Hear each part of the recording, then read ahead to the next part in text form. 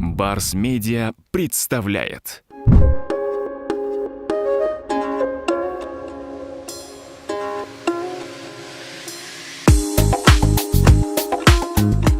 Зовут меня Укубаев Талгат Туратбекович. Значит, мне 26 лет на данный момент. Я закончил кыргызско-турецкий лицей Сибат в Токмаке в свое время. Дальше поступил на учебу в Эгейский университет в Турции. Он считается самым древним сельскохозяйственным университетом, самым старым, да, один из первых университетов сельского хозяйства в Турции. Туда мне посоветовали, я туда поехал, учился некоторое время. За хорошую успеваемость меня перевели в Словацкий университет в Словакии, в городе Нитра. Там я тоже проучился 1 год и закончил университет также в Турции, в Измире, в этом Эгейском университете по специальности экономист сельского хозяйства. Получал образование как сельскохозяйственное, так и экономическое. Может где-то быть образование, где-то давали и, может быть, где-то бухгалтерские такие вот какие-то навыки. В принципе, обучили достаточно неплохо. После этого, в принципе, я сюда приехал и дальше продолжил здесь работу. Как бы я работал в этой компании с детства. Во многих подразделениях, в которых мы были, я работал непосредственно. Иногда где-то рабочим работал, где-то был в части управления. Ну вот сейчас, в принципе, в 26 лет пришел к тому, что сейчас веду оперативное управление, в принципе, всем холдингом и ОСО ППЗ-3Т.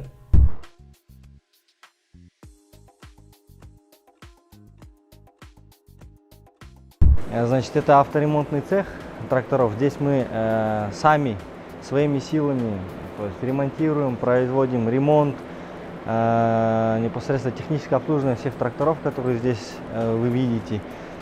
Здесь, в принципе, есть специалисты, такие как мотористы, слесаря, в принципе, которые большую часть работы могут сделать сами. Соответственно, мы можем здесь, если брать такие, допустим, китайские тракторы, мы можем полностью их разобрать и полностью здесь же собрать. То есть настолько мы уже с ними отработали систему. Это же европейские трактора. Каждый из них стоит более чем 100 000 евро. Очень дорогие в эксплуатации, но таких, как сказать, показателей, как у европейских тракторов, у китайских на данный момент нету. Поэтому, допустим, в уборке сахарной свеклы в некоторых работах по кукурузе используются только европейские либо американские вот такие вот трактора, которые вы здесь видите. В этом тракторе есть даже своя система GPS. Он непосредственно показывает, где он посеял. У него очень такой умный компьютер. И это, я думаю, самый дорогой трактор, который у нас сейчас есть в автопарке. На данный момент у нас в основных 2 вида: зерноуборочный и кормоуборочный комбайн. Зерноуборочный, соответственно, используется для зерновых культур, кормоуборочный используется для уборки силоса на сочные корма и для подбора сенажа. Также используется для заготовления кормов для животноводства. Так, значит, перед нами свеклоуборочный комбайн. Мы являемся одним из самых больших поставщиков сахарной свеклы на сахарный завод. Соответственно, мы выращиваем каждый год не менее 300 гектар сахарной свеклы и непосредственно сдаем на сахарный завод, либо Кайндинский, либо Кошой. И, соответственно, получаем потом сахаром обратно и непосредственно сахаром торгуем. Эти комбайны работают только с европейскими тракторами, потому что у них есть такая вот система постоянного давления масла. То есть, если трактор не будет постоянно подавать давление, и, соответственно, это весь механизм работать не будет. Большая часть этого механизма работает на гидравлике. Соответственно, вот так. Стоимость порядка 110 000 евро, тоже каждый. Ну и, соответственно, вы должны понимать, что запасные части и вообще его эксплуатация и ремонт достаточно сложны. Мы это все освоили, в принципе, сами уже его ремонтируем, просто заказываем запасные части и производим техническое обслуживание. Тоже плуг, допустим, немецкий. Мы были одни из первых людей, которые привезли немецкие плуга Лемкин. Тоже достаточно дорогие. Я, насколько помню, он стоит порядка 40 000 долларов. Вот. Таких тоже в Кыргызстане мало кто пользуется лемкиновскими плугами. В принципе, такой плуг должен тащить трактор не менее 180 лошадиных сил. Ну, здесь вы видите зерноуборочные комбайны. Это непосредственно комбайн Россельмаш Вектор 410. Здесь комбайн Россельмаш Акрос. Разница у них, это один и тот же производитель. Разница у них только в мощности, соответственно, и в объеме бункера. То есть того объема, который он может за раз накосить и до выгрузки. Могут работать по зерновым культурам. Ну, убирают в основном они ячмень, пшеницу, другие зерновые, бобовые, могут убирать сою, непосредственно кукурузу. То есть если при смене жатки можно убирать и кукурузу. Соответственно, для этого они используются. Вектор, насколько я помню, 80 тысяч долларов стоил, а Акрос стоил под 95 тысяч долларов. Все это покупалось через лизинговую систему, непосредственно через Айлбанк. Сейчас же вот одна из проблем является то, что для фермеров, ну так как в бюджете денег нету, очень мало, для фермеров выделяется очень мало средств под лизинг непосредственно через Айлбанк. Вот, и многие фермеры сейчас ждут, то есть стоят в очереди, пока в Айлбанке появятся деньги для того, чтобы купить или приобрести какую-либо технику. Сейчас я вам покажу автопарк. Ну, сейчас, видимо, здесь мало машин. На самом деле для такой компании нужен и большой автопарк. В принципе, у нас здесь свои собственные краны есть непосредственно, корзинки, тягачи, бочки. То есть техники достаточно тоже много. Большинство, конечно же, сейчас работает на выезде, но вот такой вот мы должны содержать в любом случае. Да, советская техника уже на самом деле и расход у нее, допустим, ГСМ у советской техники намного выше, намного больше, нежели даже сейчас у китайской, в принципе. И если смотреть по стоимости, если покупать, допустим, новую какую-то российскую технику или китайскую, в принципе, цены достаточно одинаковые.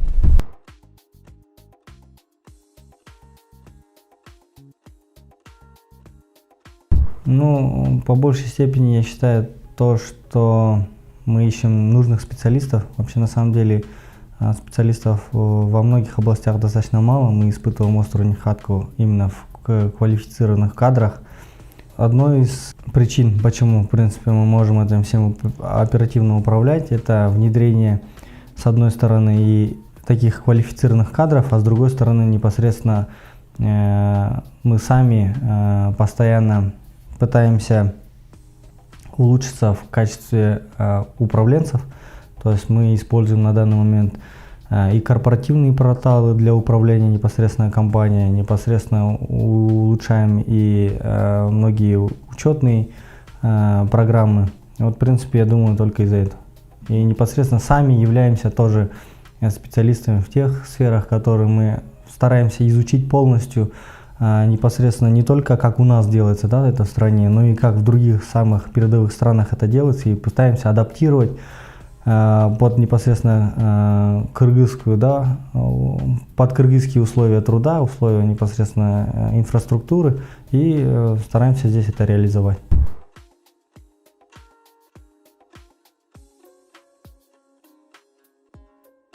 Ну, мы находимся в лаборатории ОСО АПК «Эльдан», да?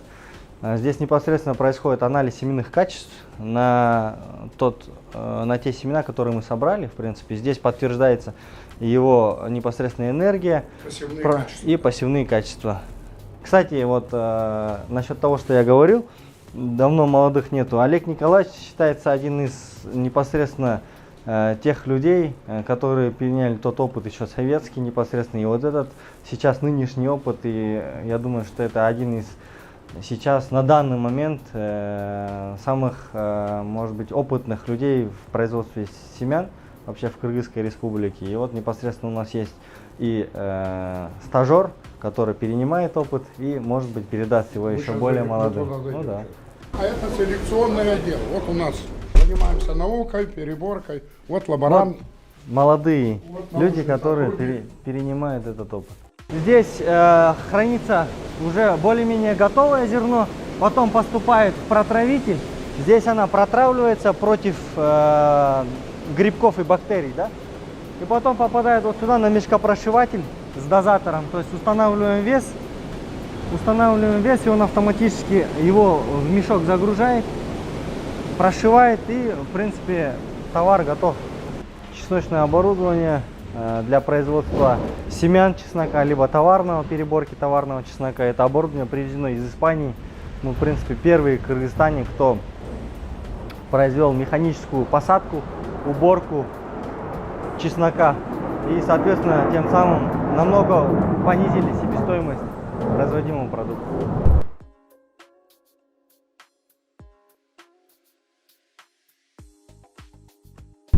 Это фирменный магазин Atalık Group. В принципе, здесь в магазине вы можете приобрести как семена, кормовые добавки для крупнорогатого скота, технику, навесную технику и так далее. В принципе, все, что производится в Atalık Group, здесь можно приобрести. Мы сотрудничаем с голландской фирмой Trouw Nutrition. Непосредственно вот их кормовые добавки мы сейчас реализуем, продаем и у себя тоже используем. В принципе, здесь есть и кормовые премиксы, заменители цельного молока, непосредственно двух разных видов. Вот это все, что мы используем, в принципе, и у себя на ферме, и людям также предлагаем приобрести. Семена рапса, тоже немецкий. У нас есть завод по производству растительных масел. Вот, рапс – одна из тех культур, из которых добывается непосредственно растительное масло высокого качества и экспортируется в Китай. Вот рапс так растет, допустим, софлор вот так растет. Ну и здесь, в принципе, есть все те культуры, которые мы производим. На данный момент в Эльдан Аталык производится 4 сорта кукурузы. 4 сорта кукурузы, 1 сорт ячменя, овес 1 сорт, люцерны 2 сорта, сои 2 сорта. Так, что еще забыл? Софлора 2 сорта. Мы находимся на свободном складе Atalık Group. Это как бы таможенная зона непосредственно. Здесь мы представляем для фермеров трактора, которые реализуем непосредственно. Их можно купить как за наличный расчет, так и по системе лизинга через Айлбанк. Продаем достаточно порядка в год, я думаю, порядка 60 тракторов непосредственно фермерам и оказываем им сервисное обслуживание полное. В принципе, здесь у ютов достаточно широкая линейка тракторов. Есть трактора 40, 50, 70, 80, 90, 95, 100, 120 и 130 лошадиных сил. В принципе, вот это 130, 504, 50, 120 лошадиных сил. И мы сейчас начинаем завозить трактора 220 лошадиных сил, в принципе, которые будут намного мощнее, нежели эти все трактора.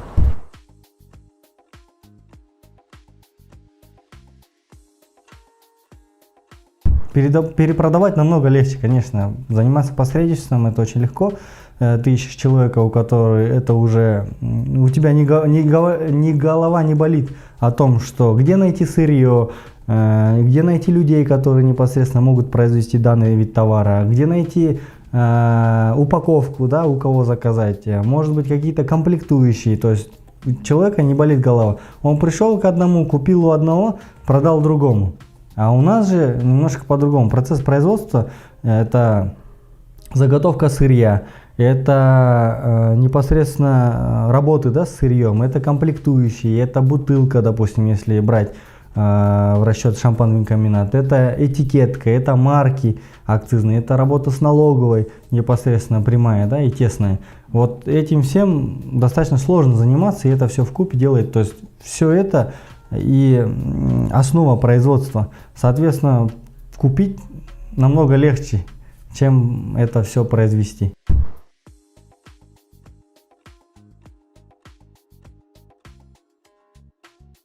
Ну, мы здесь находимся в телятнике. Здесь непосредственно содержатся телята, именно той породы, которую мы здесь стараемся улучшить. Это алатауская порода. Она используется в мясомолочном направлении. Непосредственно от алатауской породы можно получить потомство, неплохое количество молока. Также, в принципе, в мясном направлении хорошо себя показывает. Здесь доильный цех на 32 головы. Непосредственно здесь производится дойка фуражного стада. Оборудование немецкое тоже очень сложное в эксплуатации. Но по последнему слову техники, вот, в принципе, работаем. Здесь достаточно, вы можете увидеть, что здесь все в кафеле. Здесь очень чисто, и, соответственно, молоко, которое мы здесь получаем, она проходит еще непосредственно систему фильтрации, и она отвечает очень высоким пищевым качеством, поэтому наше молоко, в принципе, покупают намного дороже, нежели у простого населения. Да?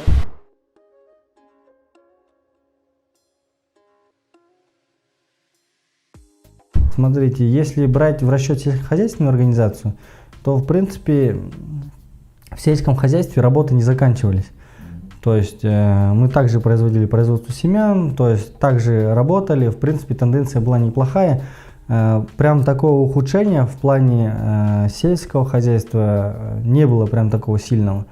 Если брать в расчет шампанный комбинат или, допустим, продажу тракторов, там, конечно, было очень сильное падение. За счет того, что в государстве нет достаточно средств для выделения в Айлбанк, соответственно, многие фермеры не смогли приобрести трактора через Айлбанк, соответственно, ну, то есть этот бизнес намного сильно встал, да, регрессировал. Если брать в расчет шампанный комбинат, то же самое, то есть то и закрылись в основном, где пьют такие алкогольные напитки.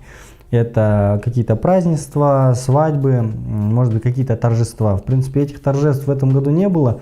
И шампанный комбинат, как сказать, претерпел очень такие серьезные, да, убытки в этом году. Но мы компенсировали за счет другой своей компании, вот, которая занимается семенным хозяйством, производством семян. Мы этот вот нивелировали, да, можно сказать. Но если, конечно, дело так дальше пойдет, то, в принципе, это, ну, плачевно может закончиться.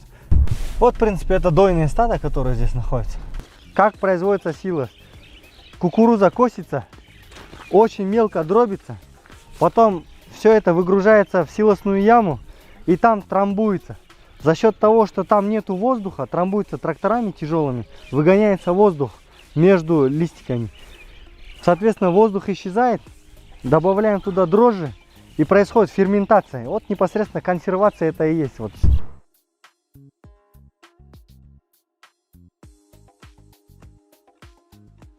Ну, смотрите, если брать в расчет сельское хозяйство, сейчас, как я и говорил, очень мало молодых людей хотят работать в сельском хозяйстве, либо как-то заинтересованы в работе в нем.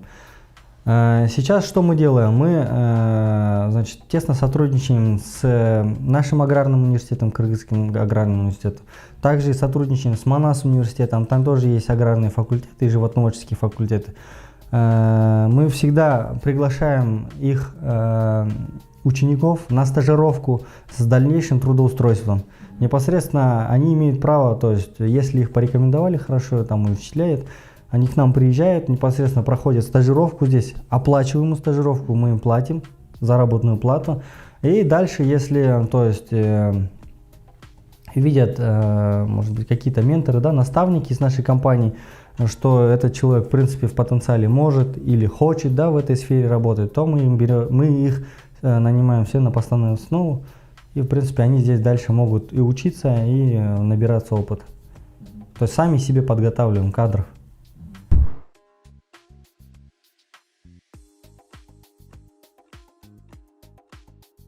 Здесь порядка 40 гектар.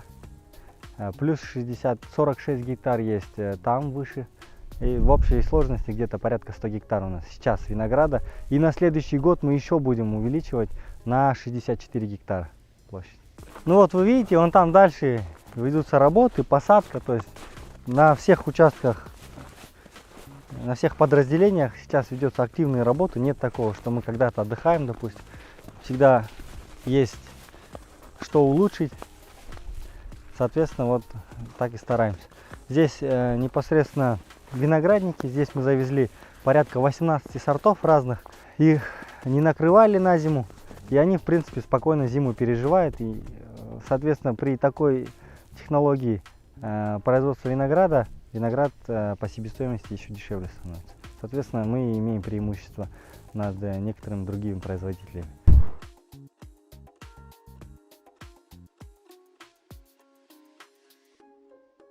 На самом деле, на данный момент для нас бизнес – это улучшение. То есть мы стараемся все свои силы отдавать на то, чтобы что-то улучшать в этой стране. Как вы видите, то есть здесь всегда идет какая-то модернизация, какая-то стройка. Где-то мы стараемся что-то перенять у своих партнеров, да, в России, где-то мы можем перенять партнеров в Германии, либо в Америке. Соответственно, мы всегда учимся и стараемся сделать что-то полезное вообще, в принципе, для Кыргызской республики. Потому что никто, в принципе, сейчас такой научной деятельностью, может быть, какими-то разработками не хочет заниматься. Ну и, в принципе, отчасти это должно делать государство. Мы, вот, в принципе, это ведем какую-то пользу.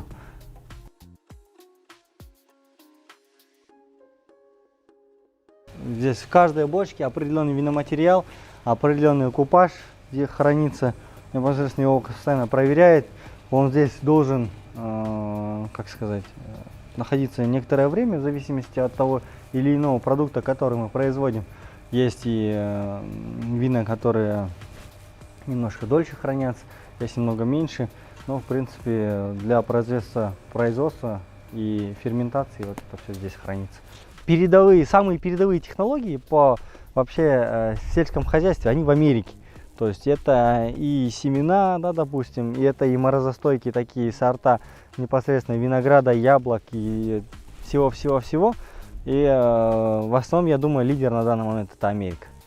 И вот нам туда нужно смотреть в плане того, что у них что-то такое перебирать. Для нас самое дело сейчас, мы как бы себе не можем позволить ту научную деятельность и те финансы, да, которые выделяются в Америке. Но мы можем непосредственно покупать вот такие вот готовые товары, саженцы, семена, для того, чтобы как бы в Кыргызстане улучшить производство.